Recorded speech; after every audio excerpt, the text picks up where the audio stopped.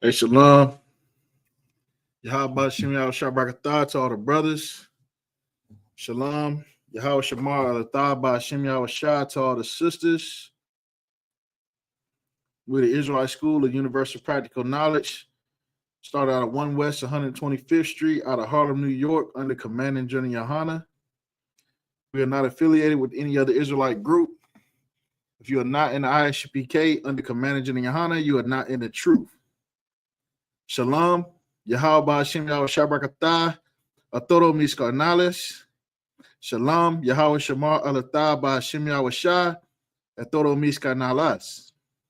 Soy la oficial Natazagabar de la Escuela Israelita de Conocimiento Práctico Universal. Comienzo en la calle 125 oeste de Harlem, Nueva York, bajo el mando del general Yohana. Nosotras no estamos afiliadas a ningún otro grupo israelita. Si no estás en el ISUPK bajo el mando del general Yohana, no estás en la verdad. You understand? If you got any questions, any concerns, before we get into today's topic, go ahead and type them into the chat. Baba Kasha. Baba Kasha.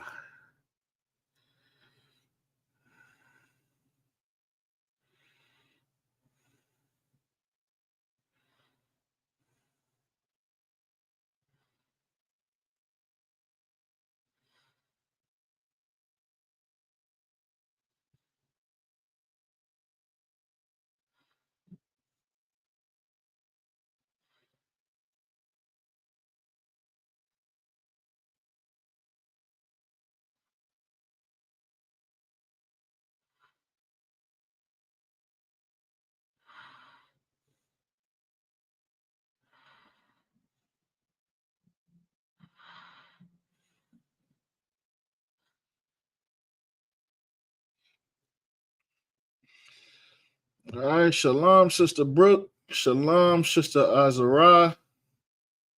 Shalom, shalom. Make sure you like and subscribe to our channel if you have not liked and subscribed. Make sure you share this video to all your friends and family. That way we can get this word out. You understand? Passover is coming up. It's right around the corner. It's April 12th. You understand? Excuse my glasses again. I bought some new glasses that look a lot nicer than these, but I can't find them. You know what I mean? I don't know. I ain't used to wearing glasses yet, so forgive me. I'm gonna have to look stupid today anyway. So, but I got to be able to read in order to teach. You understand? If I can't see, I can't teach. Well, I mean, I can teach. I don't necessarily need to be able to see, but you know what I mean? It makes it a whole lot easier. You understand?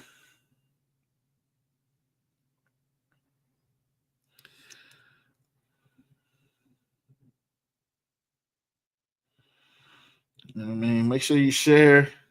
Tell your mom and them. Get your mom and them in class. You understand? Get your aunties, your uncles, your brothers, your sisters. You understand? Your kids. Get them all in class. You know what I'm saying? You know what I mean?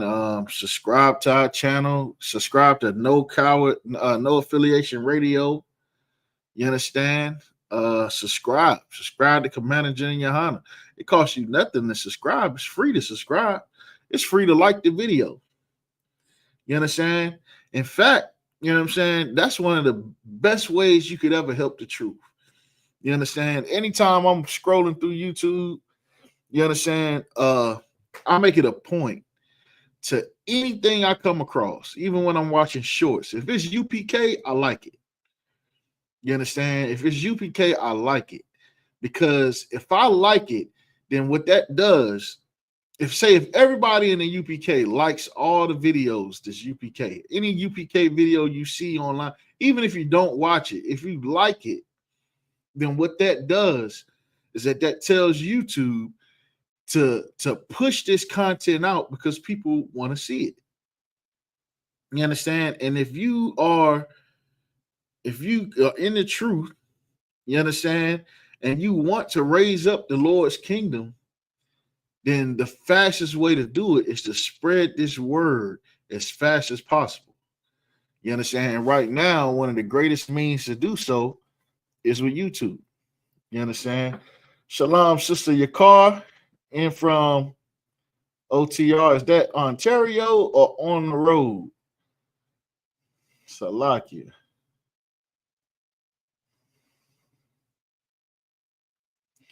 Sister said, I definitely shared and lost associates. Well, listen, I got a scripture for you.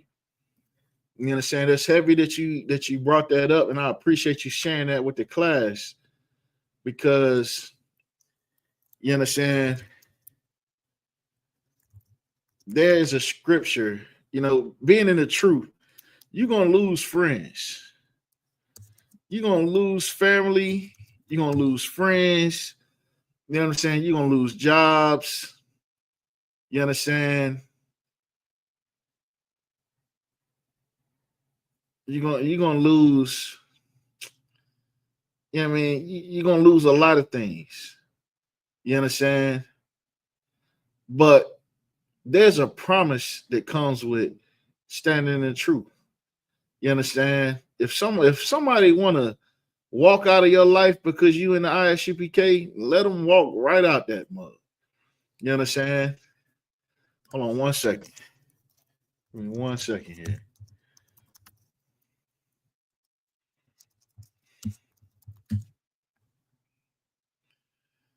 Give me 1 second.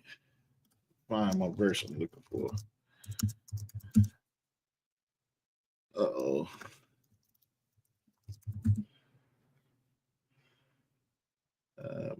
Babity.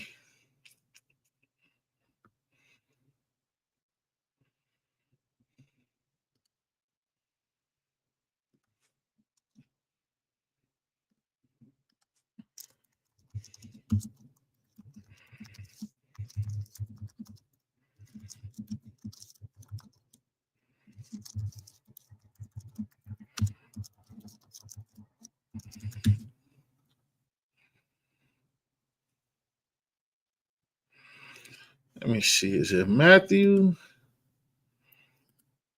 Matthew chapter 19, I think. Let me see.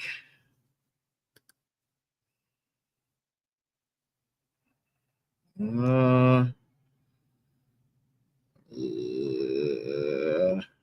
me 1 second here. Matthew 19. Here we go. This ain't the scripture that I was looking for, but this one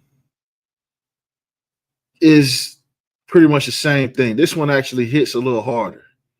It's Matthew chapter 19, verse 29. It says, and everyone that have forsaken houses or brethren or sisters or father or mother or wife or children or lands for my name's sake shall receive 100-fold and shall inherit everlasting life. So if you lost one friend, you understand, coming into the truth, you're going to gain 100 friends that are more loyal than that one friend could ever be. If you lost one child, you understand, if one of your children decides that they just not going to mess with you because you in the truth, then the Lord is going to multiply that 100-fold. He's going to give you more children. You understand? If you lose land coming into the truth, a house, you lose your crib coming into the truth, lose your job, lose finances. You know what I'm saying? Because many brothers lose a lot of things coming into the truth. You understand? So like it, many brothers and sisters. You understand? So if we lose a friend, coming into the truth, lose an associate, no sweat. You understand? Let me see if I can find that other scripture. Let me send in Mark. Let me see. Mark. Let me see.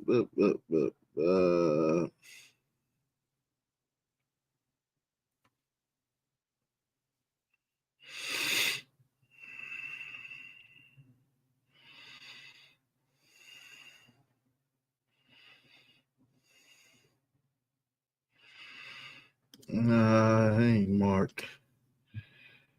Blah, blah, blah, blah, blah.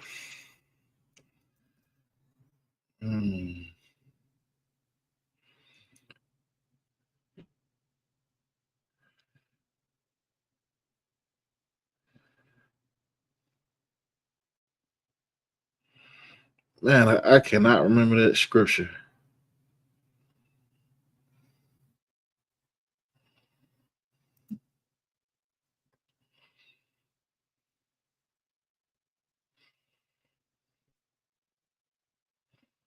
But nevertheless, you get the gist of it. You understand? If you lose a friend coming into the truth, let them go. You know what I'm saying? You lose a husband, you lose a wife, you know what I mean, coming into the truth, let them go. You understand? Let them go. You know what I mean? Because the Lord got something better in store for you. You understand? So, you know what I mean? We lose friends coming into, I done lost friends coming into the UPK. You understand? I done lost friends. I done lost friends and made friends with sworn enemies since being in the truth. You understand? Like there was you know, without going too deep into it, but in a past life, I'm from a small town in South Carolina. Small town, what I mean? You if you have a problem with someone, there's about a 99% chance that you are going to encounter that person. You understand? Like I've been to cities like Atlanta, cities like New York, cities like Chicago, cities like that.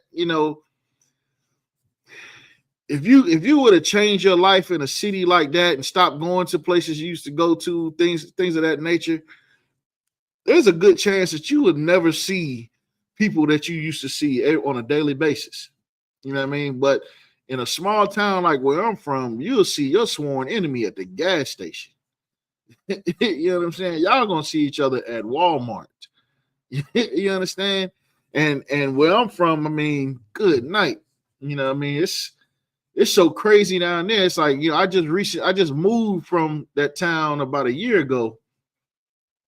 And when I used to live there, everybody from outside of the town used to talk about it. Be like, man, Anderson, man, like, man, I can't leave from that place. I'm gonna stay away from you. I ain't trying to get shot. You know what I mean? And I'm like, man, Anderson ain't that bad. I mean, yes, people get to fight and get to shooting, but it ain't that bad. But then when I moved out of Anderson, since I moved out of Anderson, it's like Anderson just stay on the news. And it's like, man, it seemed like just this week, 3 people got shot down there. You know what I mean? So, but nevertheless, I used to, dibble and dabble in certain activities that, one wouldn't consider to be brotherly or lawful. And there was this guy that I was into it with. And he and I had engaged in certain types of combat that, one would not necessarily consider honorable. And we were enemies. We were trying to end each other. And the last encounter I had with this brother, we were trying to take each other's lives. And maybe it could have been, I mean, years later, I end up in the UPK. And being in the UPK, I of course changed my ways. I no longer did the things that I did. and I let the old me die and became something brand new, and dedicated my life to saving my brother instead of putting my life on the line trying to harm my brother. And there was a day where we were passing out flyers, and I was actually driving the car. We were riding through the neighborhood, and the younger officers were hopping out, passing out the flyers. And all of a sudden, we was in what you would consider to be one of the rougher parts of town. And and I hopped out the car. I saw a group of brothers, and I knew what they had going on, and I knew that I really was thinking, like, I know who that is. I saw the guy that I was into it with. I know how he is. I know that if he sees me in this car, every one of us out here passing out flyers, life is going to be in danger. And so I, without consulting anybody, I didn't get counsel. Maybe I should have, but I did not. But I took it upon myself, and I decided, if anybody is going to die today, it's going to be me. I'm not going to allow any of my brothers to die because of a decision I made when I was stupid and in the world. So I got out of the car and I walked up to this brother, fully prepared to lose my life. And I handed this brother a flyer. And the brother turned and saw me and immediately recognized me and completely freaked out. The brother was shocked when he saw me because of the way that I walked up on him. If I was going to unalive this man, I could have taken his life and there would have been nothing he could have done to stop it. And when I handed this brother the flyer, he was in such shock that, maybe he still had some things on his heart at that time, but he refused to take the flyer from me. And one of the other brothers that was standing next to him, he was one of the guys that I was into it with as well. I guess he kind of knew a little more about what was actually going on. He knew, he was familiar with what a Hebrew Israelite was. So he ended up taking the flyer. And long story short, just that one act, the next time I saw that brother, he bought me a drink. And that was a brother who, in another world, in another lifetime, he and I would have battled to the death. It would have never ended until one of us was in the grave. And so the thing is that, you never know what the Lord, how the Lord is going to move the people in your life. You understand? You'll come into the truth and you'll think that your mother is going to love you forever. You understand? You're going to think that your granny you're going to be your granny's favorite grandbaby. You understand? Forever. But then when you start learning that Christ was a black man and that black people are the real Jews and that we have to keep the commandments, all of a sudden you become an enemy to people that once loved you or that you loved.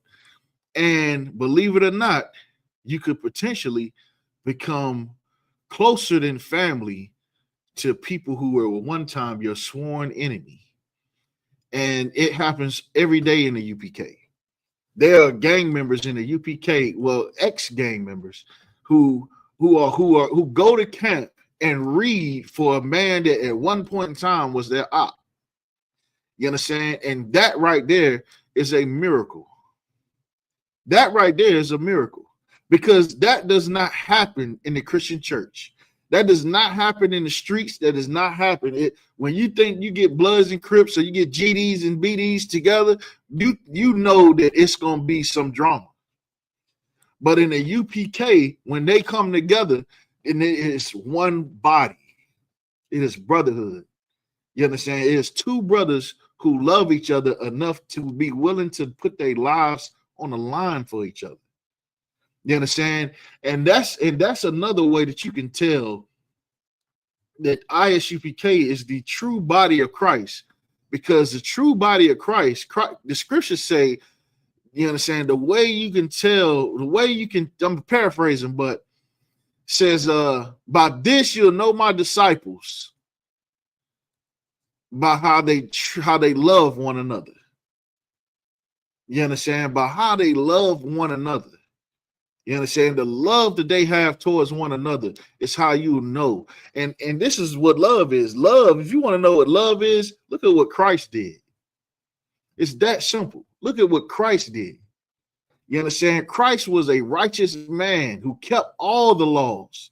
Not only did he keep the laws, but he raised up brothers out of the world. You understand? He raised up brothers out of the world and taught them how to raise up other brothers out of the world. You understand? He corrected the brothers. He fed the brothers. He looked out for the brothers. And not only that, but he gave his life for those brothers. You understand? That is love. You understand? That is the love that Christ taught us. You understand? And that's the love that we carry on in the ISUPK. You understand? ISUPK, the spirit of brotherhood. A brother is not allowed in the ISUPK to get evicted. You understand? A sister is not allowed to get evicted. You understand? Sisters, the children are not allowed to be homeless in the ISUPK or to go without a meal in the ISUPK. You understand? That is not allowed in this group, in this organization. You understand? Because we are, and it's not allowed, not like it's a rule, not like it's going to be consequences if we don't do it, meaning that as brothers and sisters, we would not allow our brother to be homeless. We would not allow our sister to be homeless. We would not allow our brothers and sisters to use not having money as an excuse to not come to the Passover. You understand? We will come together and pay your way to the Passover. That ain't nothing. You know what I'm saying? What time you want us to pick you up? You understand? Because that is brotherhood. You understand? And don't listen to Satan. When Satan will try to convince you not to lean on the brotherhood. You understand? Satan, that is Satan's job, is to separate that brotherhood and sift the weak out of this truth. You understand? And the way he does that is, the first thing he does is the first thing he's gonna do is get you to sin against the Lord. The second thing he's gonna do is try to isolate you from the brothers. He's gonna isolate you from the brothers. So it's like, so these are the things that you have to fight. This is the fight that you have to fight, being in the truth. The first thing you have to do is fight your flesh. You understand? Then you have to fight that voice in your head that's isolating you from the brotherhood. You understand? When you feel like, oh, I didn't want to burden the brothers with this. Listen, we swore an oath to bear that burden. You understand? Let us keep our oath. Let us keep our oath in the UPK. You let us worry about that. You understand? You let the brotherhood worry about that. You understand? You don't think that once you get to thinking that you are burdened on the brotherhood, then you are allowing Satan to isolate you from the brotherhood. You understand? Think about Judas. Judas, once he sinned against the Lord and turned on Christ. You understand? Then he isolated himself. You understand? Because he was ashamed of what he did. He couldn't be around the brothers because of what he did. He couldn't bear the thought of what he did. You understand? And then ultimately, what happened to Judas? He ended up hanging himself. He ended up dying. You understand? Unaliving himself. Because ultimately, that is what Satan is trying to get you to end up. He wants you dead. That's what a demon's job is to either either kill you or cause you to hurt someone else or kill someone else. That is what a demon's job is. You understand? And in the ISUPK, you're going to learn how to fight those demons. You understand? You have to fight those voices in your head. Those voices in your head, that's where the demons are. And it's crazy because people all the time. Like we all grew up in the church, in the Christian church. I'm gonna tell you how this is how you know the Christian church is full of demons. How many times have you heard a Christian say, God spoke to me and he said da da da da da da da da? God ain't speak to them. God ain't speak to them. That's those voices in their head. You understand? Those voices in his head. And here's the crazy thing about those voices. They sound just like you. Those voices are in your voice. If you ever notice, when you're thinking about something in your mind, when you trying to decide, oh man, should I go over there and do it? Nah. Man, I can just go over there and just hit her real quick. Ain't nobody gonna know. You know what I mean? She don't know nothing about sex being married. I can go over there and get some of that sweet water. Nah. Let me take my time and do it right. Let me get it. You know what I'm saying? Let me vet the sister, let her know sex is married. But shoot, ain't nobody gonna know. General Muhammad ain't gonna know. The brothers ain't gonna know. She just wants some rod anyway. You know what I'm saying? Don't do that. That right there is you. That is right there is the battleground. Now you are battling that demon. You understand? So you got a choice. Now you can either let that demon win or you can fight that demon. You understand? A demon is like a bully. You understand? You don't necessarily have to defeat a demon, but you can get that demon to leave you alone for a time. You understand? The way you do that is simply by fighting. You understand? That's how you get rid of bullies, is just by fighting. A bully don't want someone that's gonna fight back. That don't make it. That's not a bully then. You understand? A bully bullies the weak that don't fight back. You understand? And if you're not someone that's going to fight back against your demons, then guess what? Your demons are going to stay in your ear. They are going to stay in your ear until you decide to stand up and fight those demons. You understand? You have to fight. You have to battle those demons. You have to battle against you. You have to war with your flesh. You understand? You have to. Everything in life is about warfare. Everything in life. So if you're a sister and you think it's, I know a lot of sisters, y'all are the sweetest, most kindest, most, innocent beings that the Lord ever created. You know what I mean? You're so sweet and innocent and kind. You know what I mean? I'm being sarcastic, of course. You know what I'm saying? But you even have to realize that this ain't like the world. You understand? In the world, you can bat your eyes and throw a little cheek and get whatever you want in the world. But in the truth, you have to be righteous. You understand? You have to stand with the Lord. You have to stand with the Most High. You have to fight your fight. You have to go to war with your demons. You have to go. Most women have to go to war with their mouth. You have to sometimes tell yourself to shut up. You understand? That is like World War III, thermonuclear Holocaust level war right there. You understand? Getting a woman to control her mouth sometimes. But that is the war that you have to fight. You have to fight it. And guess what? If you fight it, you will be victorious. You will be victorious if you fight it. Because a bully don't want to fight someone that fights. The bully not going to pick on somebody that's going to punch him in the nose every time they decide to grab him by the book bag. You understand? You be like, hey, let me get your lunch money. What? He's not going to want that. Even if he know he can whoop you 100 times out of 100, he is not going to want to get punched in the nose 100 times out of 100. You understand? So you have to fight. You understand? All right, so let's see who else we got. Salam, Sister Kaya Baf. Salam, Sister Panayan. Shalom, Brother Lorenzo. All right, so we don't got no questions in the chat, so we're going to go ahead and get into it. We're going to get straight to it like it's nothing to it. You know what I'm saying? Straight to it like it's nothing to it. Let's see. Let's go to the Apocrypha. All right, so we're going to turn into the Apocrypha. You understand? If you don't have an Apocrypha, make sure you get yourself one.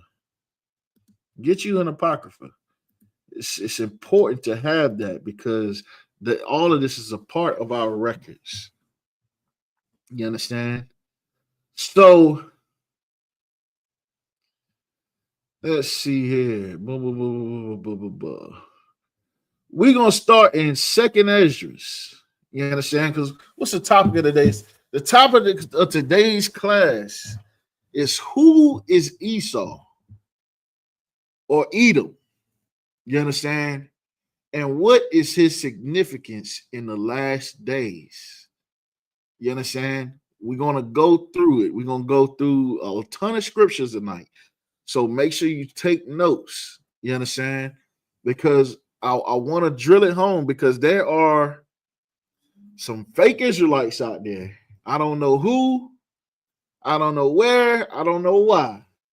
But for some reason, they got it in their mind that Esau is not who we say he is in the UPK. You understand?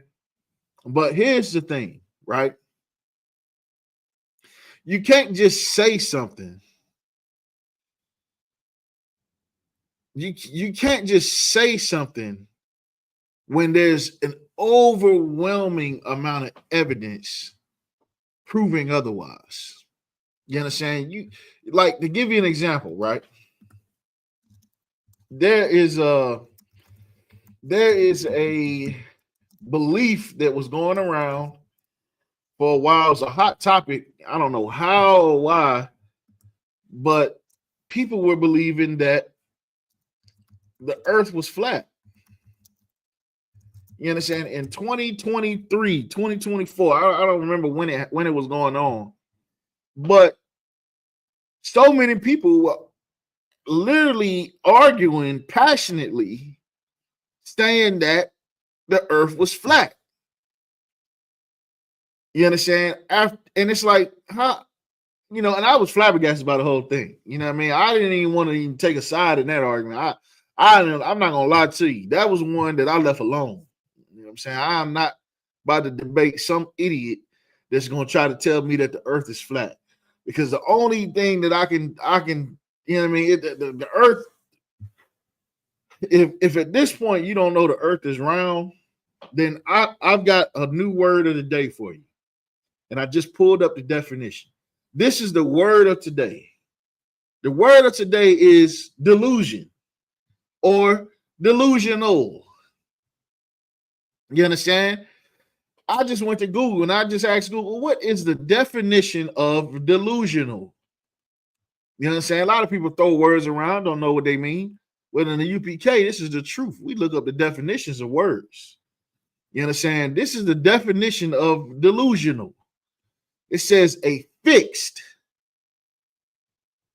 false belief that is not grounded in reality and persists despite clear evidence that it is mistaken. A lot of women are delusional. You understand? A lot of sisters are delusional. You understand? Especially sisters in the world. You understand? Like, come on, man. You know what I'm saying? Delusional. You know, a fixed false belief that is not grounded in reality and persists despite clear evidence that it is mistaken. It's called delusion.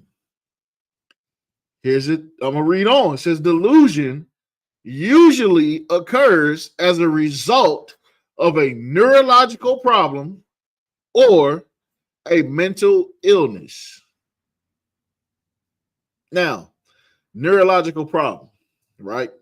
There was an article that just came out. I shared it on Facebook a few days ago.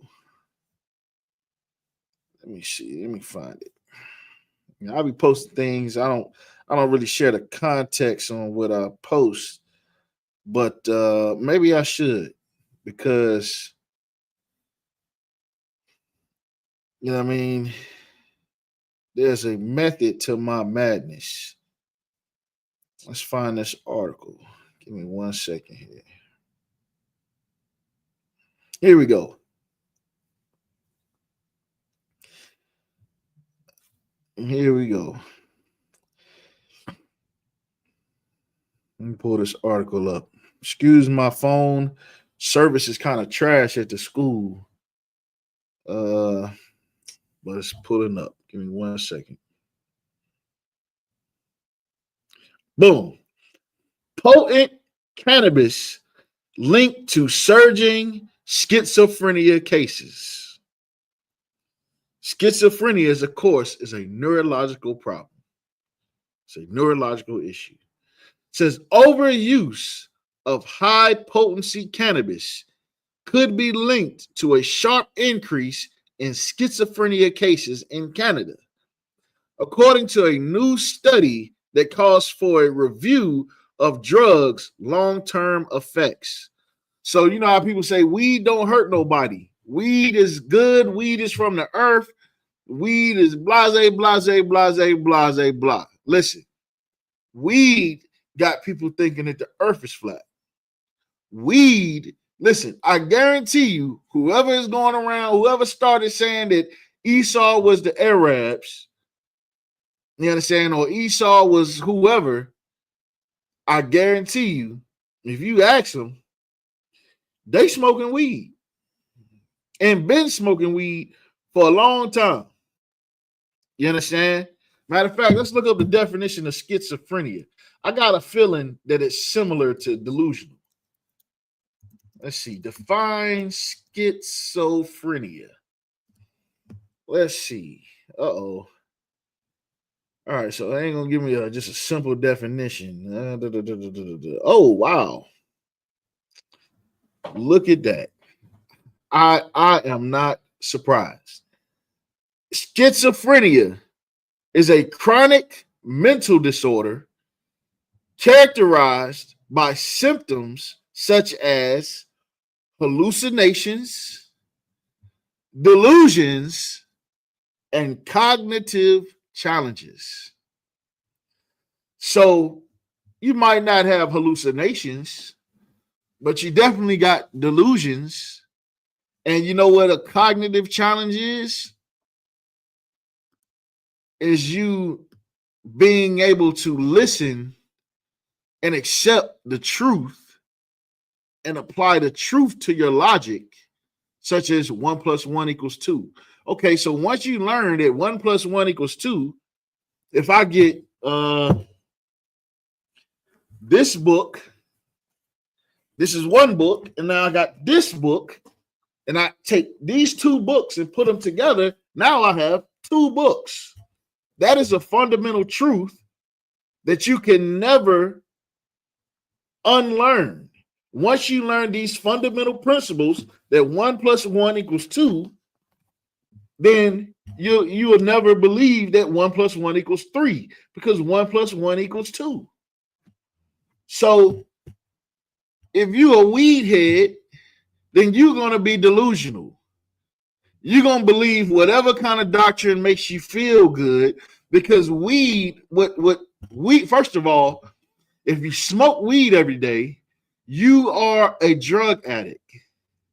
You are addicted to weed. The reason why you have that addiction is because you have some type of trauma, which in most cases, there's some type of trauma that when you're faced with the feelings of that trauma, you get high to alter those feelings. You understand? It's no different than an alcoholic who drinks to drown their sorrows. Drowning your sorrows Being an alcoholic is no different than being a weed head, than being a crackhead, than being a coke head, to being a heroin addict, to being an ice head, to being a tweaker, whatever all the terms they call a pill head. You understand? You're altering the psychological state of your brain so that you cannot feel what you're feeling now and feel something different. By doing that over and over again, according to this study, you will begin to become delusional, meaning that you will believe things that there's evidence that is untrue. You understand? You're gonna believe whatever you want to believe, whether you know what I mean, whether it's true or not. You understand? That's why you hear about people saying, "Oh, they got the aliens. They got or people who start believing that the government is spying on them. Like people like, you know, the crazy people who say the government's spying on them and, you know what I mean, tapping their phone and their laptop and they listening to their phone conversations. And then you look at their phone ain't even got service. Like what phone conversations are they listening to? You know what I mean? That's delusion. Those are delusions. Believing something even though there's evidence to the contrary. You understand? Or cognitive challenges. You know what I mean? Which that cognitive challenge, if you didn't have that challenge, then you wouldn't be delusional. Because then you would just go based off of the facts. But the thing is, people don't want to go off of the facts. They choose to be delusional, or they either choose to be delusional or they're drug addicts and they suffer from schizophrenia and suffer from delusions and cognitive challenges. Now we're going to read on. You understand?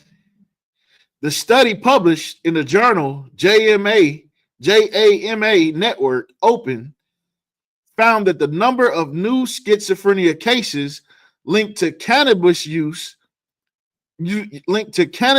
disorder has more than doubled in Ontario, rising from 4% to 10% after the legalization of the drug. Now, how about that? They legalize weed in Ontario, all of a sudden schizophrenia cases start going up.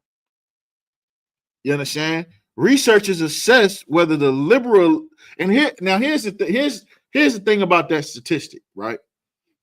First of all, psychological issues are one of the most undiagnosed disorders amongst Blacks, Hispanics, and Native Americans. One of those psychological disorders is PTSD. You understand? I'm not gonna go into details, but when we were riding to Atlanta, the brothers were riding to Atlanta, and I damn near had a moment of clarity about my own past. And I was describing some things, you know, I'm not gonna go into detail, but in situations of violence, the reaction to those situations, you know, when I was sitting there talking about them, I was like, it's almost like post-traumatic stress disorder. And then right when I said it, my Adawan said, that is post-traumatic stress disorder. And then I was like, damn, that is post-traumatic stress disorder. You understand? Many of us go through that. You understand? When you go through something traumatic, and then afterwards you deal with the stress of that trauma. You understand? Because you don't process the stress right now because you have to survive. You understand? But after you have survived that trauma, then you're faced with the stress of what could have been, of what happened, of what could have been, and you just reliving that moment over and over and over. You understand? That's post-traumatic stress disorder. And that is another thing that would lead people to drug addiction. Because oftentimes what happens is we believe that we are defined by that trauma. We believe that that trauma is us, that we are that trauma. You understand? And when we start to internalize that trauma and define ourselves as that trauma, it makes us depressed. You understand? And then once we become depressed, you know what? We don't want to feel depressed. So what is the easiest, simplest way we can no longer feel depressed? By taking a substance that alters our emotional state. And that substance can be alcohol, it can be marijuana, it can be crack, cocaine, heroin, it can be sex, it can be video games, it can be gambling, it can be anything that can alter that state of emotions that will eventually develop into a pattern of use and reliance that we call addiction. You understand? So, with that being said, don't do drugs. Stop doing drugs. Stop getting high, and the Bible will begin to make more sense. The truth will become more clear when you stop getting high. You understand? Like I remember when I remember when before I came into the truth, I was getting the most high. You understand? I was getting so high, I thought that weed was in the Bible. You understand? There's a whole doctrine that says that Moses was getting high. You know what I mean? I'm not even going to entertain that doctrine unless somebody bring it to me and I have to chop it up. I'm not going to entertain it. But there is a whole doctrine that says that the prophets of old used to smoke hella weed. You understand? And guess what? I believed it because I was a weed addict. You understand?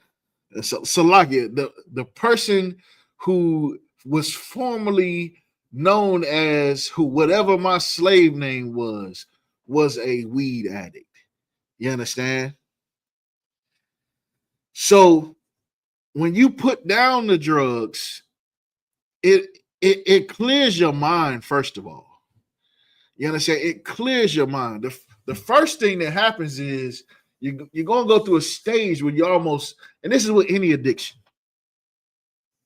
The first thing that's going to happen is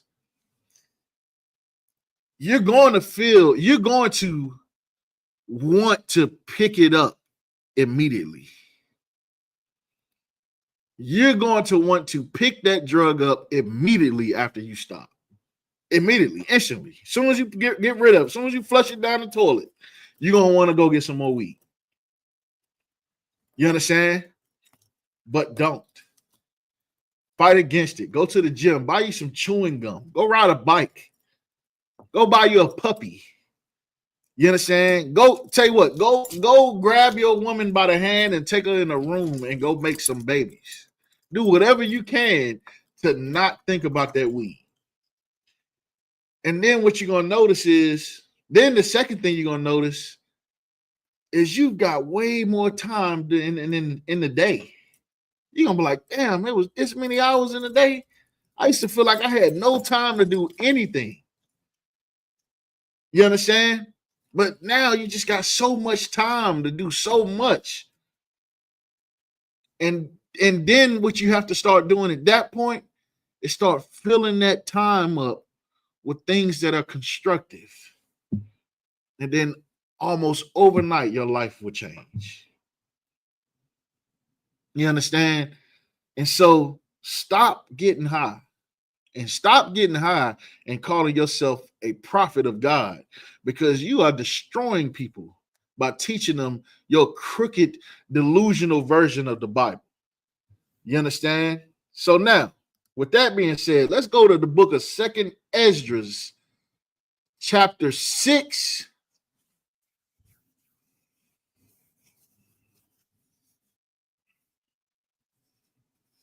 And we're going to start at verse.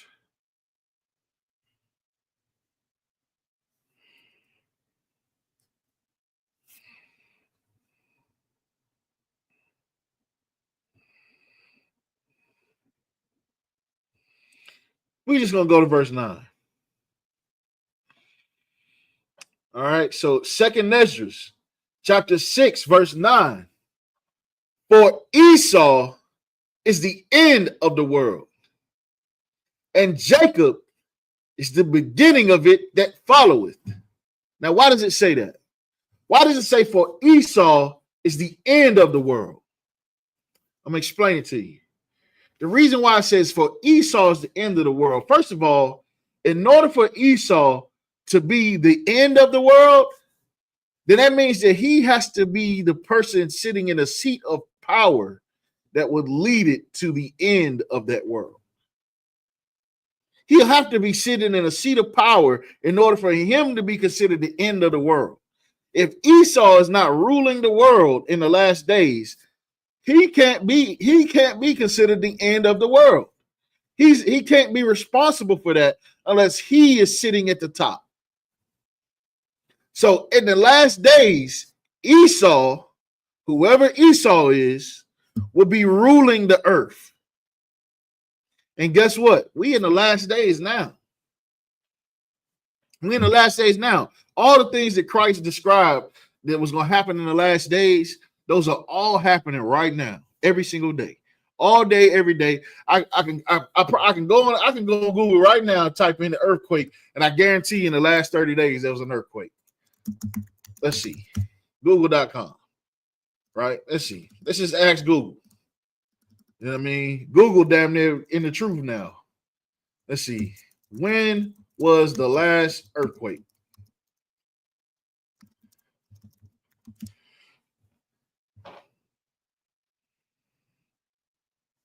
The last earthquake was February 17th, 2025. What's today's date? Today is the 19th. Hold on. Oh, my goodness. That's just the last one. Was in Charnica de Caprica in Portugal. 1, 2, 3, 4, 5, 6. These are the last 6 earthquakes.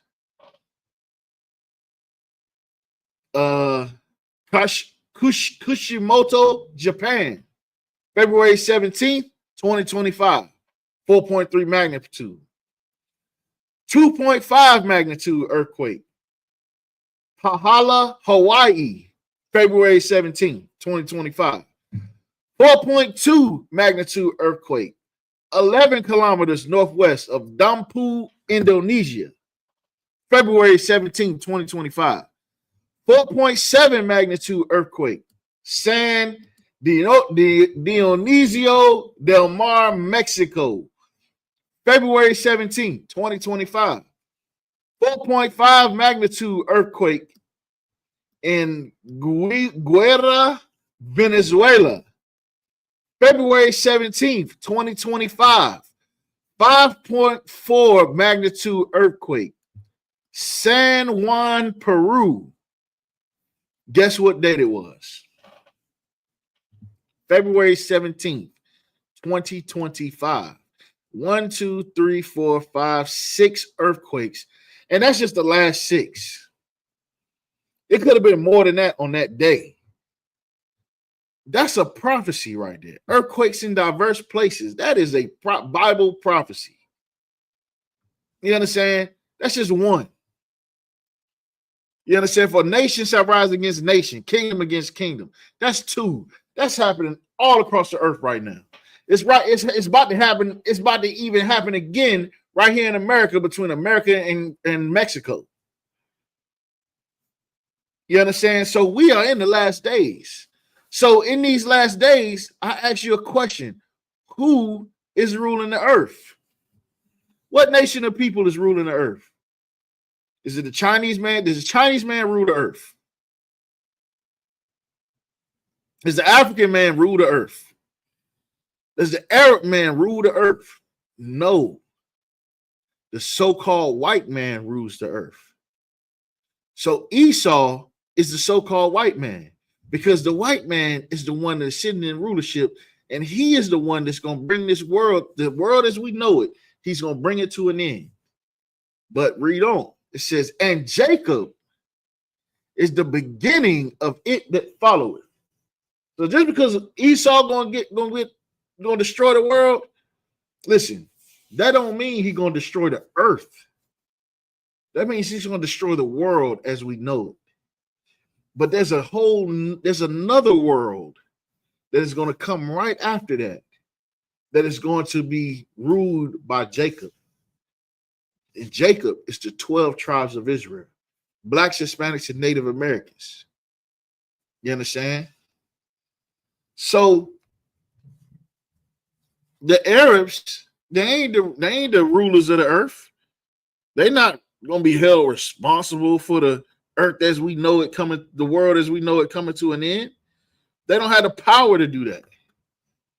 You understand? They don't have the power to they don't have the power to do that. They don't have the capacity to do that. They're not the ones sitting over all the nations, proclaiming themselves to be God over all the nations. You understand? And here's the thing, Romans chapter 9 and 13, it says, as it is written, Jacob have I loved, but Esau have I hated. You understand? Jacob have I loved, but Esau have I hated. God loves blacks, Hispanics, and Native Americans, right? God loves blacks, Hispanics, and Native Americans. But guess what?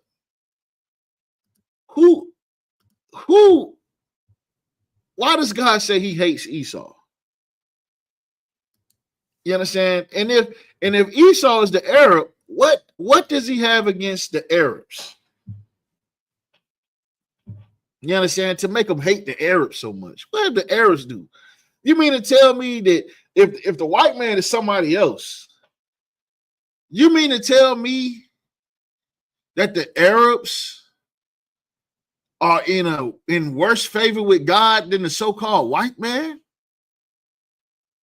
After all the murder and this, so you just gonna say that the white man, he get a pass for all the murder and destruction that he's guilty of over the past 500 years? So he just gets a pass for all that. So you get a pass for unaliving my ancestors and taking this whole country. He get a pass for killing the Native Americans. He get a pass for killing the South Americans and the Central Americans. He get a pass for that. So he get a pass for putting black people in slavery, for throwing black people off the side of the boat. So many black people off the side of the boat that still to this day, sharks still swim the same pathways that the slave ships traveled. Still to this day, you mean to tell me the white man get a pass for that? Nah, because the white man is the people that God hates. That's the white man. You understand? So so now Esau, we're gonna go back to his origins, right? So of course we know that Esau, you know what I mean, Isaac and Rebekah are the parents of Jacob and Esau. You know what I'm saying? They're the ones who brought forth Jacob and Esau, right? So now, Rebekah was barren. She couldn't have children. So she, Isaac, being a righteous man and for the love of his wife, he inquired by the Lord. So he went to the prophets and prayed, asked him, to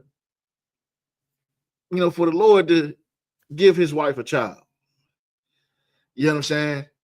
And so the Lord answered that prayer. You understand? And so now, when the Lord answered that prayer, you know what I'm saying? She became pregnant. You understand? Now we're gonna read about this pregnancy, right? To show you the origins of Esau, of where he came from, how he came into this earth.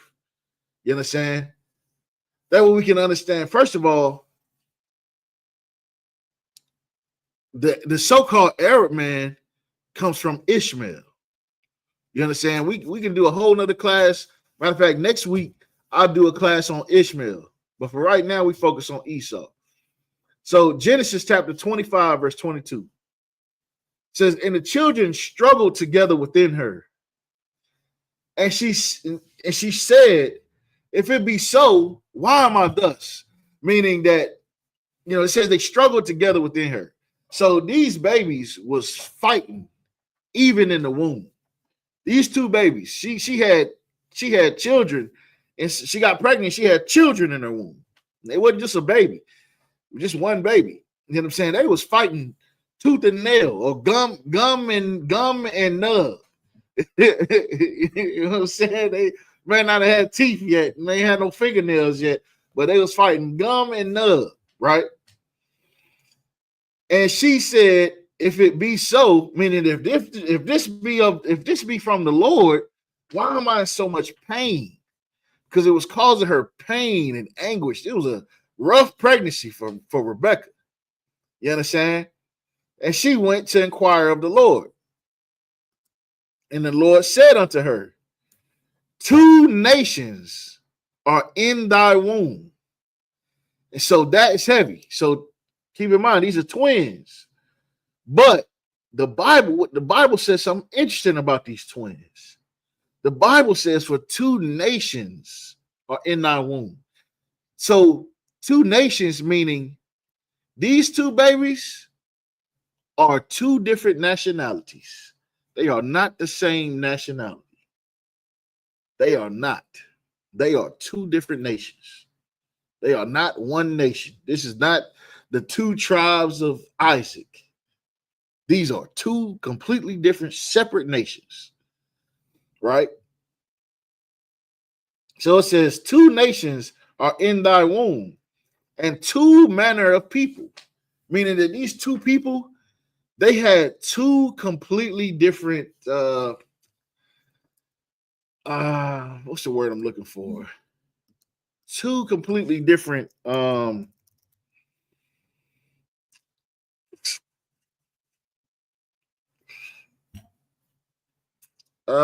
blah, blah, blah.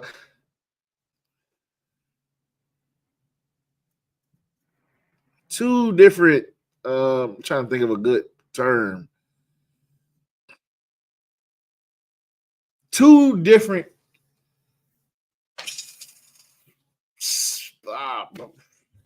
2 different ways of thinking. They are completely separate ways of thinking. They have 2 completely separate interests. They have separate beliefs. They have separate understandings. They have separate, completely different sets of priorities, 2 different sets of desires. Everything about them was different. You understand? 2 different manner of people. Read on. Blah, blah, blah, blah, blah. 2 manner of people shall be separated from thy bowels, meaning from birth. They are going to be separated. They're not going to rock with each other. They are not going to roll together. You understand? They might be cordial, but they are not cool. They are not cool with each other. You understand? They just don't mesh together. They just don't. Like how blacks and Hispanics come together. You know what I'm saying? Like I done worked in so many kitchens with Hispanics. I remember the first time I ever worked a job with Hispanics. Man, we all was back there speaking half English, half Spanish. You understand? Like we was all like we was all the same. Like it's like we all just meshed together. We all knew, we all spoke in the same code when the boss man came around, when white people came around. You know what I'm saying? You know how black folks speak in a certain code when white people come around, like, they ain't gonna understand what we're talking about, but you get what I'm talking about. You know what I'm saying? Just like how black and Hispanics come together, Jacob and Esau was not gonna be like that. They was not gonna rock with each other. Like, think about it like this, right? Black people and Arabs actually have a camaraderie with each other. You know what I'm saying? We actually have more of a camaraderie with the Arab than we do with white people. You know what I'm saying? We have more camaraderie with Chinese people than we do with white people. You understand? But white people and black people, or white people and Hispanics, there's always going to be a permanent divide between the two of us because we two completely separate people. You understand? I'm going to read on. And the one people shall be stronger than the other people. Uh-oh. It says, and the one people shall be stronger than the other. You understand? And guess what? When you look at white people versus black people, right? For years, they didn't allow black people to play basketball with white people.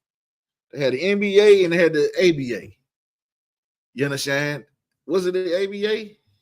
Yeah, the NBA and the ABA. You understand? And just like you had the Major League Baseball and the Negro League Baseball. You understand?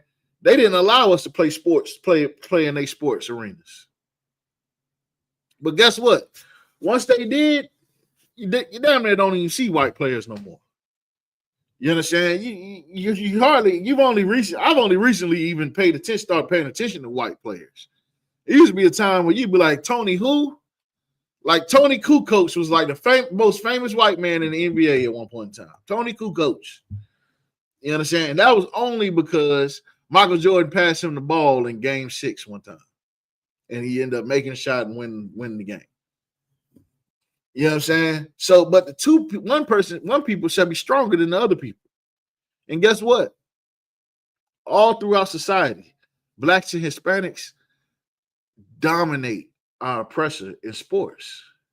We dominate them in sports. And not just them, we dominate the whole world, but them specifically, they don't stand a chance.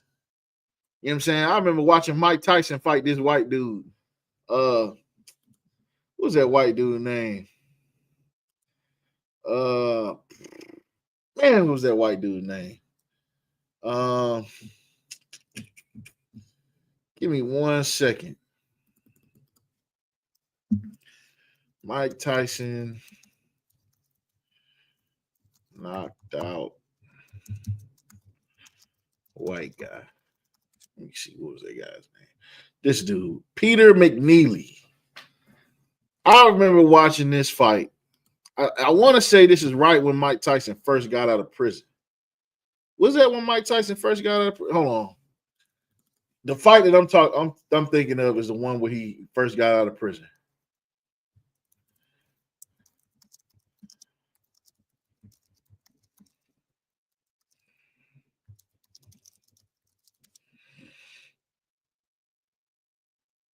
What's this guy's name? It was Peter McNeely. Okay. So Peter McNeely, right? So this devil standing in that ring looking at Mike Tyson, smiling in Mike Tyson's face, right? And I'll never forget it.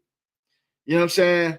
My cousin, my older cousin, he's like my uncle. He's like my mom and them age.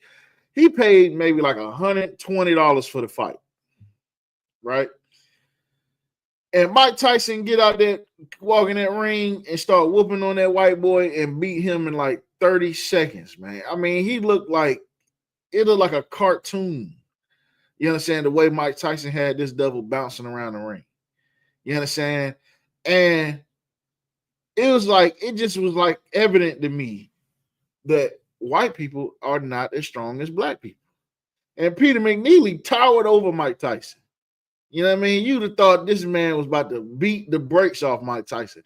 And Mike Tyson had this man, he made him look stupid in the ring. He looked like if you ever played that game, Mike Tyson Punch Out, and you punch somebody and you seen how they look when they was bouncing around the ring getting punched. That's how Peter McNeely looked. He looked like a cartoon character.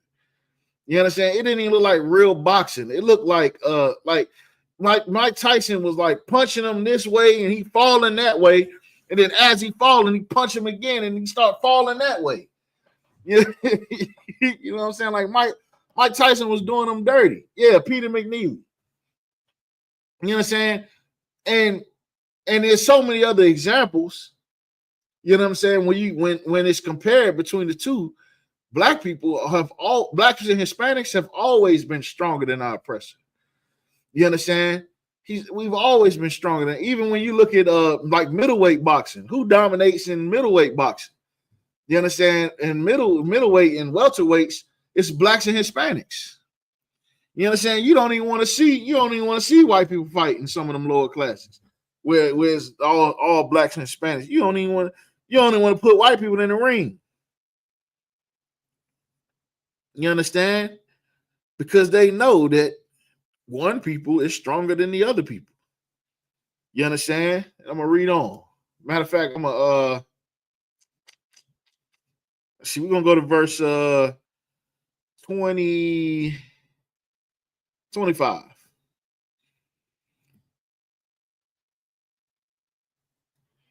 Says verse 25 says, and the first came out red all over like a hairy garment, and they call his name Esau.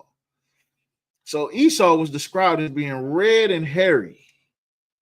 You understand? Red and hairy. Well, check this out.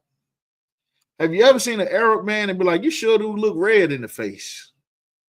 Is there any type of derogatory term that you can call an Arab that has to do with red, the color red? Does anything about them look red? Have you ever seen a red Arab? Well, listen, I live in South Carolina. And in South Carolina, it get hot and sunny in the summertime.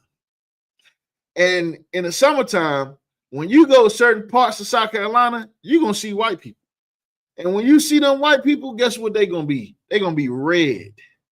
They're going to be sunburnt. Their neck is going to be red. And I'm not talking red like look like it's sore. I mean red like this soda can. You understand? That's why you call them red necks, because they blood show through their skin. What's red on a human body? Blood. But guess what? White people, see, we think that white people is white. They not white. Their skin is not white. Just like our skin is not black. My skin is not black. If anything, my skin is, I don't know, like a light shade of brown. But Esau's skin is red because his blood shows through his skin. He has absolutely no melanin in his skin. And because he has no melanin in his skin, he was named Esau, which means wasted away is he. You understand? And guess what? When Jacob was born, his skin color wasn't described. Why? Because he looked like everybody else that was born in the earth. A little brown baby. You understand? Now, guess what? We're going to go to verse 27, right? It says, and the boys grew, and Esau was a cunning hunter, a man of the field. Now, check this out. Let me pull this little picture up, right? Let me show you something.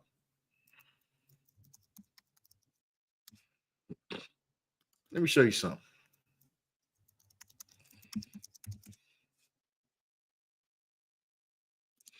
Find me an old picture of let's see something, right? I'm gonna show you something. I'm gonna say Esau is not the white man. Well, who is the most cunning hunter on the earth? You understand? Who is a more cunning hunter than these devils? You know what I'm saying? Look at this devil. Look at this. This is a deer hunter. He's cunning. Look at him. You know what cunning means? It means that he's very intuitive when it comes to hunting. Look at that. He's got on an outfit that make him blend in with the tree. Almost look like the tree.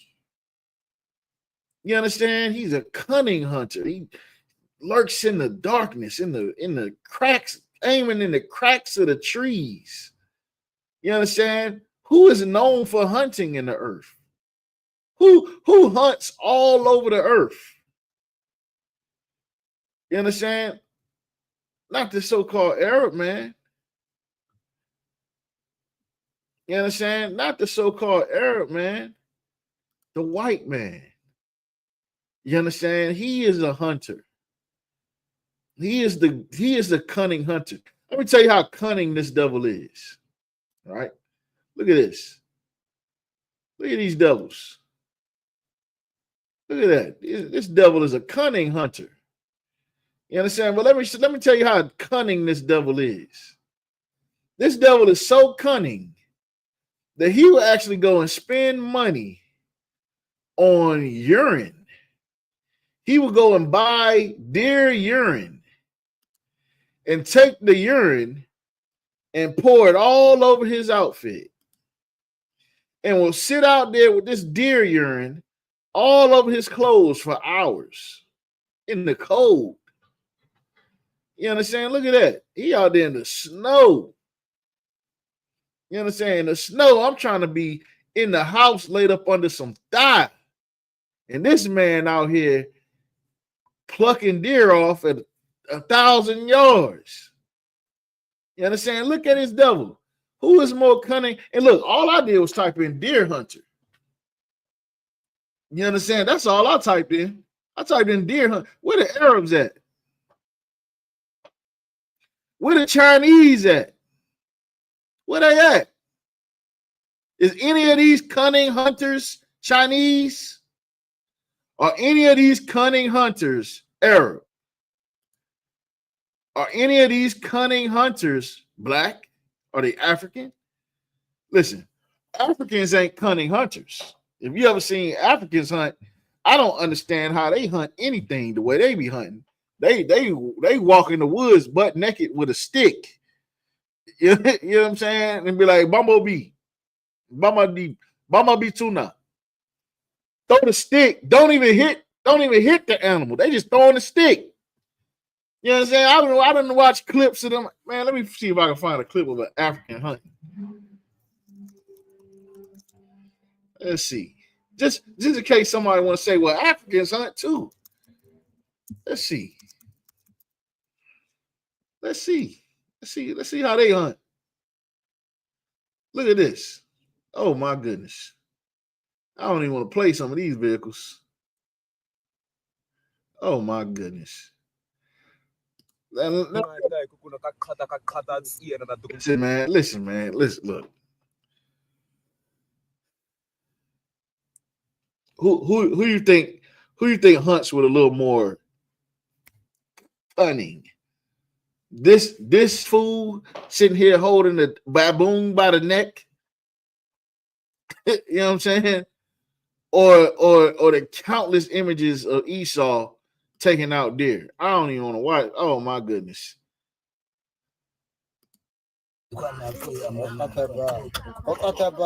my God. What is he? Is that a he? Oh, I know that ain't chicken. What the? He just snatched the food out his hand. Look at their hands. I know that's doo-doo. I know that's doo-doo on his hand. Oh my goodness. Let me get out of here, man. Look, man. Oh my goodness. Hunting and eating monkeys. Let's see how they hunt. This is where you are. I just want to see how they hunt. This is where you want to go. We give you. I want to see how they hunt. You go to the grocery store. The grocery store, you lying. Dogs with the acute senses and agility. Come on, man. Show me some trap the animals. Boy, look at them. They walking through the woods. It's 2020. When is it? It's 2024. Now. This man got a smartphone. Lucky enough to find it while I was walking. And these Hamites, Hamites, the end of it is gone. Is out here hunting with bow and arrows. So who's a more cunning hunter? Him or the Africans or the white man? So we ruled out the Africans. Let's look up some Arabs. See what type of Arab hunters there are. Arabic hunters.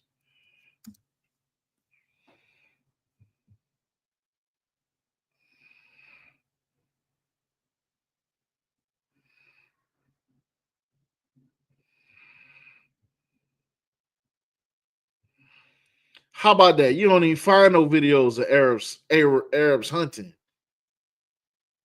You don't even find no videos of them hunting. The only thing it seems like they hunting is birds.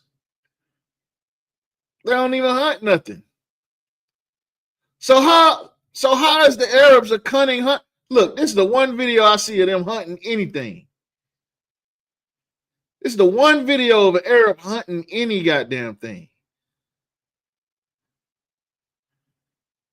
Look at these dummies. Look at this fool, man. He hanging off the car like Mission Impossible. But you know what? Hey, this does prove something else about the Arabs. I'm gonna get to that in a second. Look at this fool, man. Oh my goodness. Now let me ask, is he cunning? Is that a cunning hunter? Hey man, look, man. Is that Arab? Is that a cunning hunter? You understand? Somebody, I mean, maybe it is. I don't know. You know what I mean? Maybe I'm stupid. You know what I'm saying? I don't know. Maybe I'm dumb. Maybe I'm stupid, and this is the most brilliant way, most efficient way in the world to catch a deer. What I will tell you is that heathen is completely crazy for doing this. Like, they are not driving slow. You know how fast a deer? What's that? I don't even know what kind of deer that is. You know how fast deer run? Let's look up how fast deer run.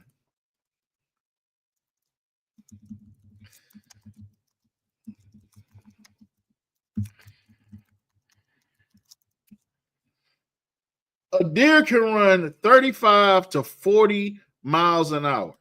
Now let's look this up. What happens when you fall out of a car at 40 miles an hour?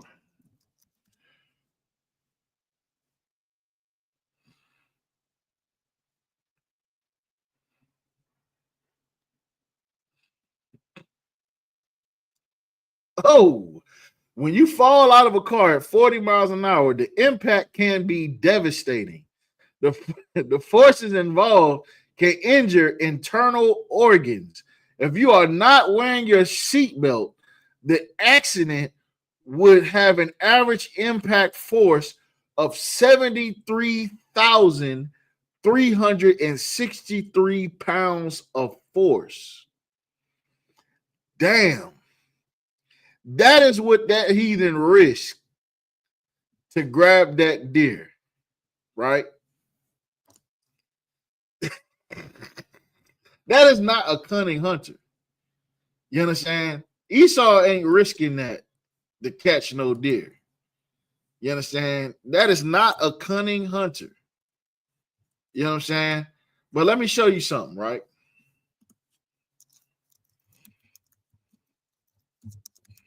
Let me show you something, right? Give me 1 second here.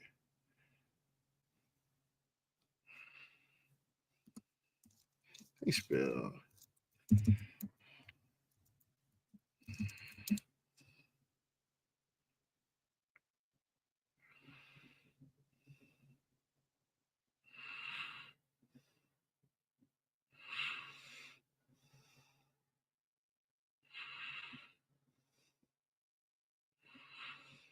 Give me 1 second here.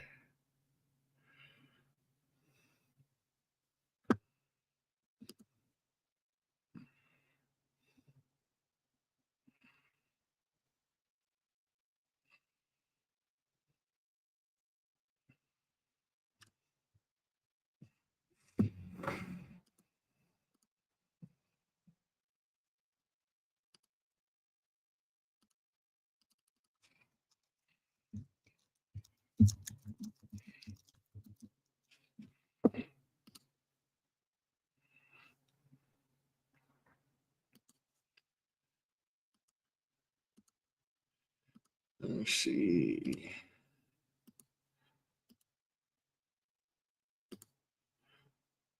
All right, boom. All right. Genesis chapter 16, verse 11 says, and an angel of the Lord said unto her, Behold, thou art with child, and shalt bear a son, and shalt call his name Ishmael, because the Lord hath heard thy affliction. And he will be a wild man. His hand will be against every man, and every man's hand against him. And he shall dwell in the presence of all his brethren. Well, guess what? That is the so-called Arab man. Because let me tell you something. This man right here, this man, hold on, let me show you. Let me point him out exactly. Hold on, let me get this man. That man right there is a wild man. This man right here, this man, that is a wild man. That man is wild. You know what I'm saying? That is a wild man, because only a wild man would lean off of the side of a truck going 40 miles an hour and grab a deer by the horns. And that is a wild man. You understand? Not only that, but only a wild man would strap a bomb to his own chest and run up to a crowd of people and say, Allahu Akbar, and then blow himself and everybody up. That is a wild, unpredictable man. You understand? That is Ishmael. You understand? Ishmael is a wild man. Let me tell you how wild Ishmael is. Ishmael, on October 7th, was it October 6th, October 7th, when he went and bombed the Israelis? You know what I'm saying? You know how they got that done? Ishmael got in hang gliders. Flew into Israel on hang gliders and start blowing shit up. Excuse my language. Start blowing stuff up. And start unaliving people, kidnapping kids left and right. You understand? That is a wild man. Ishmael is the wild man. You understand? His hands, it says his hands, it said, and his hands will be against every man. Man, listen, the Al-Qaeda, ISIS, and all them, listen, they've been having terrorist attacks in America and Russia. They don't care whose side, who on. They blowing up everybody. They not picking sides. You understand? They bombing on everybody. You understand? They trying to take over the world. They don't care nothing about nothing. You understand? He trying to bring a worldwide caliphate. You understand? And guess what? Every man's hand shall be against him. And he shall dwell in the presence of all his brethren. You understand? Guess what? He right there in the Middle East. You understand? In the presence of all his brethren. You understand? He right in the hood. In the presence of all his brethren. You understand? He in New York. He all over the, you know what I mean? Everywhere. You know what I'm saying? In the presence of all his brethren. You understand? And you know what I mean? He listen, Ishmael's that is a wild turkey. That is a wild mama jama right there. You understand? And that is and these heathens right here, this is not who the Bible is describing that Esau is. You understand? Now we're gonna cut that off. I just wanted to show you that. I just wanted to show a comparison, right? So we just looked up, okay, we ruled out Africans, we ruled out Arabs. Let's see who else. Chinese hunters. Let's see what kind of hunting the Chinese people doing. Chinese hunters. Let's see how Chinese hunt. I'm almost scared to even find what they hunt, if they hunt.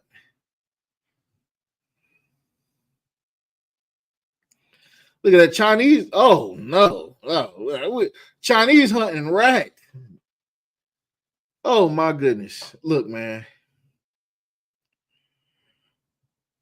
Oh man. Look, I don't even want to click on these videos. My stomach already feeling a little nauseous right now. I don't even want to click on some of these. You know what I'm saying? Long story short, Chinese people don't hunt. Let's see who else in the world. Elam. Let's see what the East Indians do. Indian hunters. Let's see what the Indians do.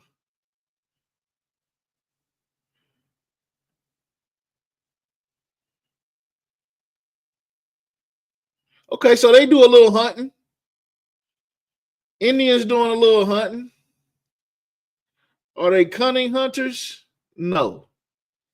They using blow darts. Okay, now that's Native Americans. Now we all know Native Americans hunted for a whole different reason than Esau. So let's not get it twisted. Let's look up East Indian hunters. Let's not get confused. East Indian hunters.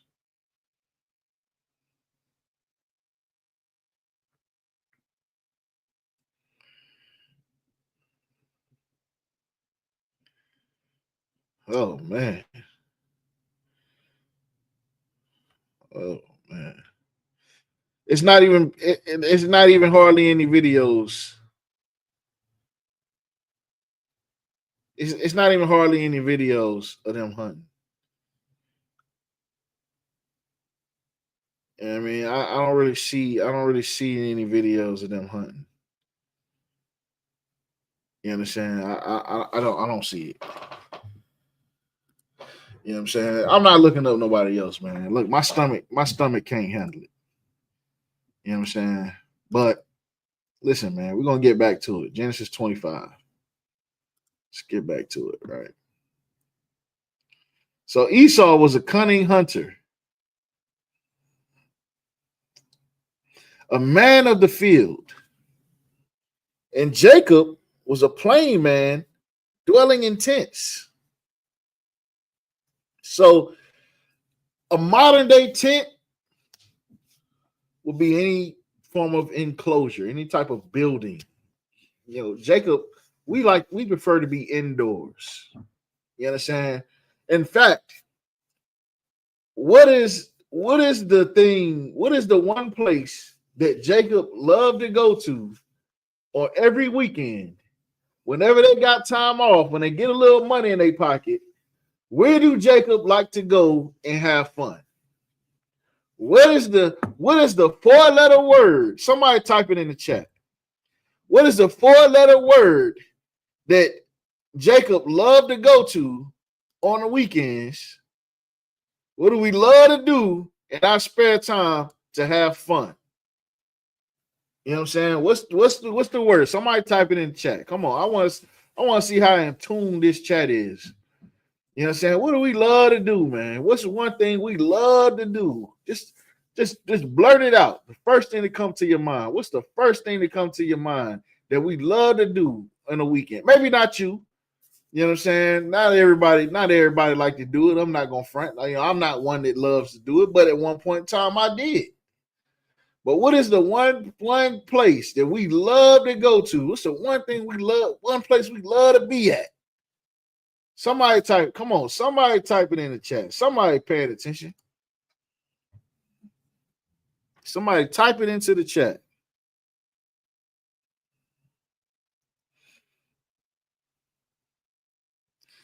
You know what I'm saying? While you type it into the chat, I'm gonna read on. Somebody got me. Somebody got my back. You understand? So Esau is that cunning, he's a cunning hunter. You understand? A man of the field. You understand? He love to be out there in them bushes. Love to be out there in them bushes covered in deer urine. You understand? Blowing them little. Listen, man, Esau's such a cunning hunter. He got this little whistle that's like a duck whistle. You ever heard of a duck whistle? You understand? That's how cunning of a hunter he is. He's that cunning. He actually has a whistle that sounds like a horny duck. You understand? So he goes out there during mating season and blows the whistle, sounding like a duck who is in heat, so that the ducks come out. And when he start blowing that little horny duck whistle, then here come all the other horny ducks, and he, you know what I mean, popping them with the shotgun. You understand? He is a man of the field. A man of the field. Listen, he's a man of the field, meaning that where's the field at? You understand? The field is outside. In the like, think of it like this, right? Remember that these are black people who wrote this Bible. You understand? And a lot of a lot of a lot of Judites may not get this. A lot of people, a lot of the tribes may not understand this, but in Jamaica, right? In Trinidad, in the Caribbean, right? Maybe not in Jamaica, I don't know. But in Jamaica, right, they have this term called the bush, right? And the bush, or better yet, they got this term called the bush, right? And in Jamaica, like, their neighborhoods ain't like ours, right? So their neighborhoods are a little different. You know what I'm saying? And so I'm assuming that the reason why they call it the bush is because a lot of our impoverished neighborhoods in the Caribbean are in less developed lands. You understand? So the thing is that, you know, what they would consider to be the bush. Hold on. Okay, there we go. Appreciate that, Sister Azara. Yeah, that's what I'm looking for, man. Jacob is a plain man dwelling in tents. So we like to do things that are inside. We like to go to the club, or maybe go to the mall, or maybe go to our baby mama house, or maybe go to our side piece house, you know, or maybe go to our homeboy house. You know what I'm saying? Or maybe go to the movies, or maybe go out to eat, or maybe slide by the bar. You understand? We don't like to go to, we ain't thinking like, man, let me go to the mountains. You know, let me go out to the woods. You know what I'm saying? Let me go jump out of a plane. That ain't how Israel is, man. Our first notion is to do things that are inside. That's what we like, to be inside. We are inside people. Even though we will be outside. Now, I'm not saying we don't be outside. You know what I'm saying? In fact, we like to be inside so much that Israel got a term now and say, I'm outside, when they really still inside. You outside, but you inside. Like, that's how you know that we the ones of this Bible, man. We the ones that speak metaphorical. We say we outside when we go into the club. You inside the club, but you outside. You understand? And so here's the thing, right? You know what I'm saying? I'm just breaking all this down just to drive home that the Bible knows us more than we know ourselves. You understand? So I'm gonna skip down to verse 30, right? So Jacob, Esau, he loved to be outside in the field. Jacob, we like to be inside. We like to do, we plain men. We plain, we normal, we regular. We like everybody else. Ain't nothing extravagant about like what we like to do. We like to dress extravagant, look extravagant, smell good, look good. That's Israel. Esau, on the other hand, he liked to look like a damn bush. You understand? He dressed like a bush out there in the bush. You understand? Hunting anything that moved. You understand? And then another thing about Esau is here in verse 30. So, matter of fact, I'm going to start at verse 9. And Jacob sowed pottage. And Esau came from the field, meaning he came from the hunt. He was outside. He came from the bushes, from the woods. And he was faint. You understand? And Esau said to Jacob, feed me, I pray thee, with that same red pottage. You understand? Why is he calling it red? You understand? He's calling it red because it wasn't done yet. You understand? He's cooking the pottage. He's calling it red because it's not done yet. And because it's not done yet, Jacob thinks it's so weird that Esau wants to eat it that he gives Esau a whole new nickname. He says, He says, feed me, I pray thee, with that same red pottage, for I am faint. Therefore, his name was called Edom, because he liked to eat his meat red. He don't like to eat his meat brown like everybody else. He like to eat his meat red. Pause. You know what I'm saying? In verse 30, you know what I mean? And so, of course, from here, Jacob sold him his birth, made him sell his birthright. You know what I'm saying? And, you know what I'm saying? He sold his birthright to Jacob. You know what I'm saying? And, we all know the story there. So now we're going to go to Malachi. Let's see. I'm going to go to Malachi chapter 1 and verse 3. We're going to try to move along, man. We ain't going to be able to get to all the scriptures.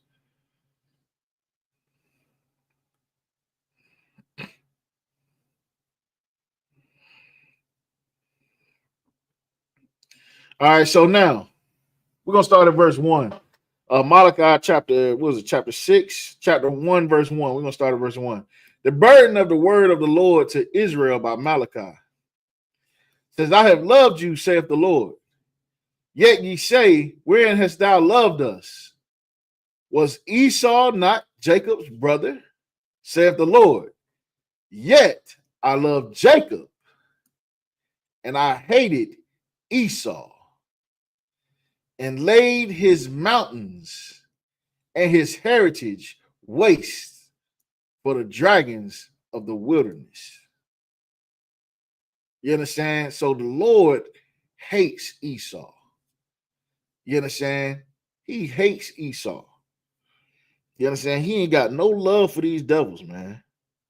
He ain't got no love for them. And the reason why he ain't got no love for him, because Esau he's just a despicable character. He sold his birthright, the birthright that was given to him by the Lord. He sold it for a piece of raw meat. Can you imagine how much that pissed the Lord off? You understand? Let's go to Hebrews. Book of Hebrews. We're going to try to skim through some of these. Hebrews 12 and 16. Right? So Hebrews 12 and 16 says, now, I'm going to start at verse 15. No. I'm going to start at verse, I'm just going to go to verse 16. It says, lest there be any fornicator or profane person as Esau, who for one morsel of meat sold his birthright. You understand? It says, lest there be any fornicator or profane person as Esau. You understand? So Esau is known as a great fornicator. You understand? What is fornication? Fornication is unlawful sex. And it can be not just sex, but also, fornication, like spiritual fornication. You understand? Worshiping other gods. Where Esau don't even worship a god. You understand? He worships his stomach.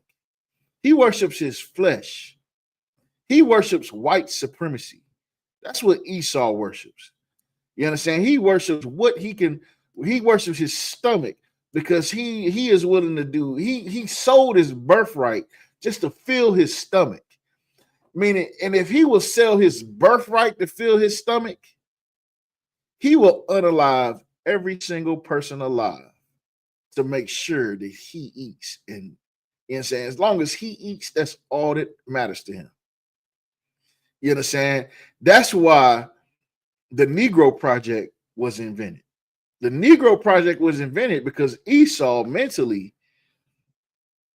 he's so concerned with what he eats that if a starving person was getting a crumb of their food, they want to unalive that starving person so that starving person doesn't get a piece of their food. You understand? That is the mind of Esau. You understand? You know what I mean? So let's go to so that's Hebrews. That was Hebrews 12 and 16. Now we're gonna go to 27 and 40. Hold on, Hebrews 12 and 27. Excuse me. Matter of fact, nah. We'll go to Book of Obadiah. The Book of Obadiah, right? That is a good one. That's a good one to know about who Esau is. We're not going to go through the whole chapter of Obadiah, but Obadiah chapter 1, you can start at verse 1. You understand? It says, for thus, this division of Obadiah, thus said the Lord God concerning Esau. A lot of these scriptures in here will show you who Esau is. 1, verse 4 says, though thou exalt thyself as the eagle. Well, what's the national symbol of America? The eagle. It says, and though thou set thy nest among the stars. Well, guess what? America got space stations all in outer space. You understand? And then it says, for thy violence against thy brother Jacob, shame shall cover thee. So Esau there's a punishment coming for him. He's going to be slaughtered for the violence against Jacob. So for the past 400 years, Jacob is under violence. You understand? And whoever committed that violence is Esau. Esau is the one who committed this violence. So if you look at today, just take the Bible out of it, who's committing violence against Jacob? The white man, not the so-called Saudi Arabian man, not the Arabs. That's ridiculous. You understand? Matter of fact, I'll give you a prime example, right? There was a LGBT club that got shot up in, I think it was Miami a few years ago by some Arabs. Excuse me, Salagi. There was an LGBT club. I think it was in Miami. It might have been Orlando. I might be mistaken. I know it was in Florida. It was an LGBT nightclub that got shot up by some Arabs, some Arab terrorists. And there was a black man that was in the bathroom when the devil started shooting. And the devil told the brother, said, your people have been through it. He said, my problem is not with you. Your people have been through enough. He let the brother go. So these Arabs, they're not committing violence against the 12 tribes. But Esau has committed so much violence against the 12 tribes that the Lord has promised to slaughter them for it.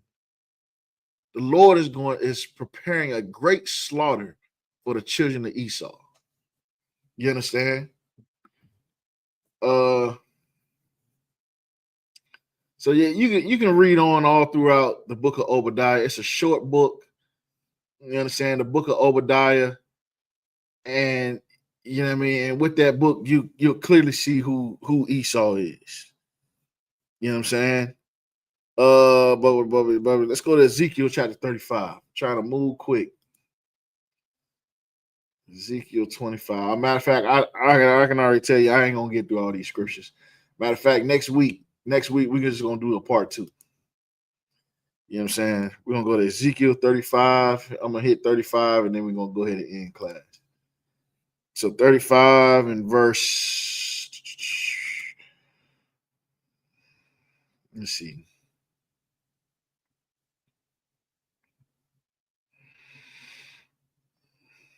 All right, boom. Verse 1 says, moreover, the word of the Lord came unto me, saying, this is Ezekiel 35 and 1. It says, moreover, the word of the Lord came unto me, saying, son of man, set thy face against Mount Seir, and prophesy against it, and say unto it, thus saith the Lord God, behold, O Mount Seir, I am against thee. I will stretch out my hand against thee, and I will make thee most desolate. I will lay thy cities waste, that thou shalt be desolate, and thou shalt know that I am the Lord, because thou hast had a perpetual hatred and hast shed the blood of the children of Israel by the force of the sword in the time of their calamity, in the time when their iniquity had an end. Meaning that because Esau had a perpetual, whoever Esau is, has had a perpetual hatred for the 12 tribes of Israel. What does perpetual mean? Perpetual means continual. In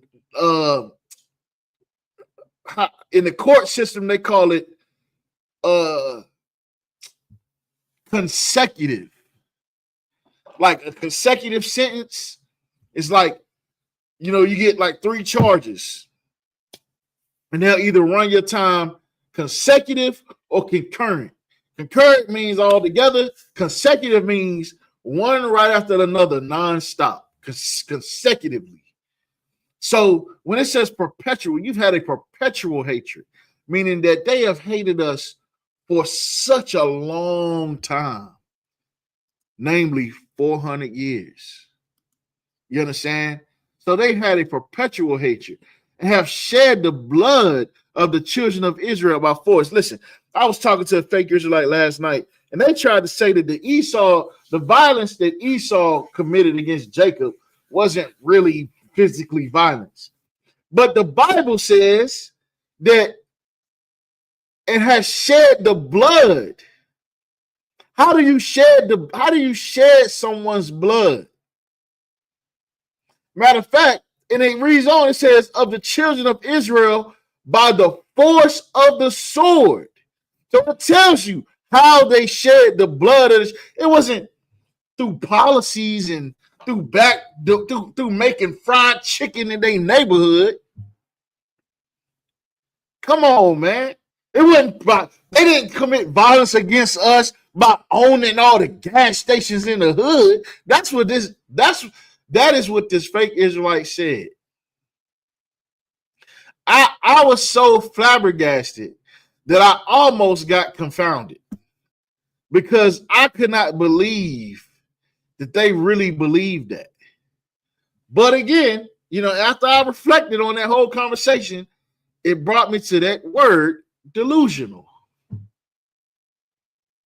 Only a delusional person could read a scripture that says it has shed the blood of the children of Israel by the force of the sword and think that means owning a goddamn gas station. That you are delusional and schizophrenic, and you have cognitive what's the word? Cognitive problems. You understand? Because you don't even understand plain reading comprehension. You understand? It says Israel by the force of the sword. And then the Lord goes on and says, therefore, as I live, saith the Lord, I will prepare thee unto blood, and blood shall pursue thee. Since thou hast not hated blood, even blood shall pursue thee. Now check this out. Since the white man showed up in America, since he started committing violence against Israel, he has been fighting war after war after war after war after war after war. Because he says, since thou hast not hated blood, since you haven't hated bloodshed, you love shedding the blood of the 12 tribes. A white man loves sharing the blood of the 12 tribes. And so guess what? The Lord made sure that blood pursued them. So every time all these wars that they didn't fought, all the men that they lost in war, that was punishment punishment for what America did to the 12 tribes. Every time America goes to war, that's punishment for the 12 tribes. And listen, even though they might come back with a little more money in their pocket after they done robbed some Arabic leader, how many hundreds of thousands of soldiers had to die for that to happen? How many white soldiers died in battle? How many young white men died in battle because of that? Now, you think about D-Day, right? D-Day during World War II. You understand, man? Listen, man, you ever seen that movie Saving Private Ryan? Let me show you something. Let me show you the judgment of the Lord. Let me show you something, man. Let me show you the judgment of the Lord. You can go back to YouTube. I'm going to show this one little clip.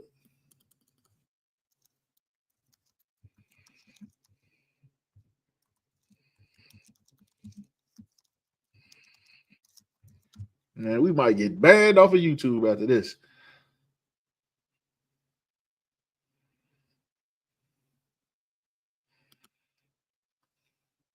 All right, so look at this. All right. This was in World War II. Now, this is a movie, but this is a very accurate depiction of what happened on Normandy Beach. Well, this is Omaha. Okay, this is Omaha Beach. I said Normandy Beach. I think it was Omaha Beach in Normandy, Germany. So they pulling up with the what they call them, U-boats.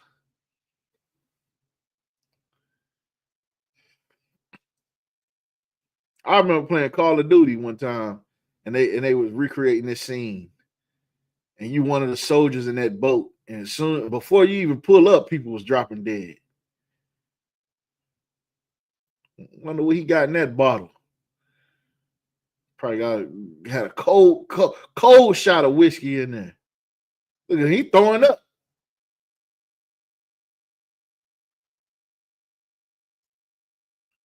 North side stick, starboard side stick. Move fast and clear those murder holes. Want to see plenty of beef between men. 5 men. Listen, The juicy opportunity. the Lord, when he said he prepared thee unto blood, Keep those actions listen, clear. the Lord do not I'll slack see you on his on the promise. Because these devils was prepared unto blood. These devils was prepared for slaughter.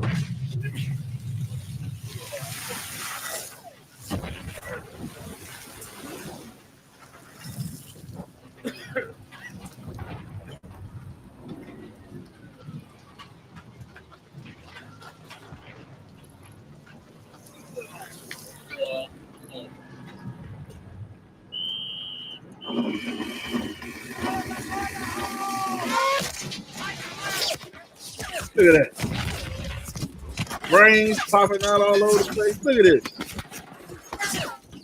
Ain't even got off the boat yet.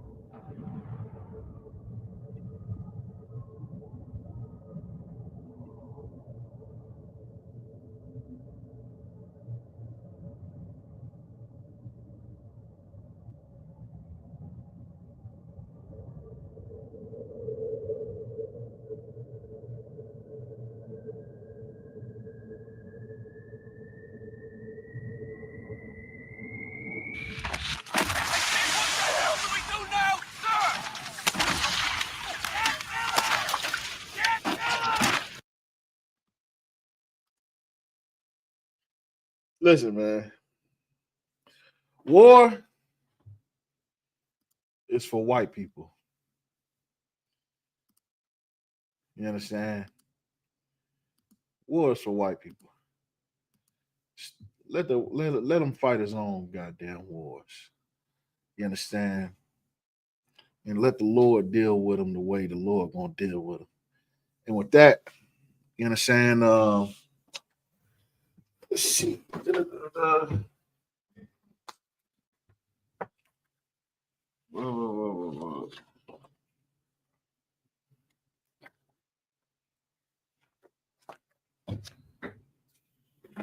right, I ain't got the class announcements, so I'm just gonna say Shalom, Yahweh Shem Yah Shabrakatah to all the brothers. Shalom, Yahweh Shemal Thaba Shem Yah Shah to all the sisters. Again, we're the Israelite School of Universal Practical Knowledge, started out at 1 West 125th Street out of Harlem, New York, under Commander Jenny Yohana. If you're not in the ISUPK, you're not in the truth. You understand? And if you don't like it, come to class and prove us wrong. Shalom.